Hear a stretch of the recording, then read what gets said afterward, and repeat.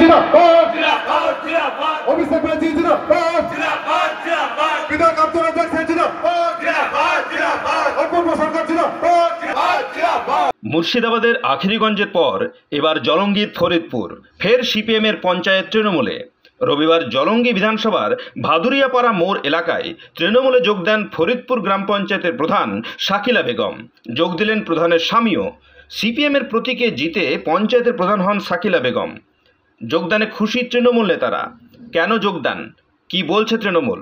এটা আপনারা তো দেখলেন, তিনি 1 বছর থেকে আমাদের সঙ্গে যোগাযোগ রেখে চলছিলেন এবং উন্নয়ন কিছু আকর্ষণ একজনেরই, সেটা হচ্ছে দিদি মমতা ব্যানার্জির। তিনি মমতা ব্যানার্জির আত্মত্যাগ এবং তার যে প্রকল্প, তার কাছে সমস্ত কেউ আর ব্যাটিং করতে পারছে না। তাই তিনি উন্নয়ন করতে গেলে তৃণমূলে সামিল হতে হবে।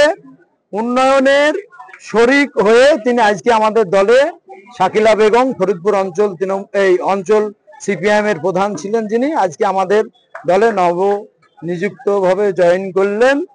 তিনাকে আমাদের দলে ওয়েলকাম এবং তিনার সম্মান আমরা রক্তবিন্দু হলেও রাখবো। Bureau report, Madhyabanga news.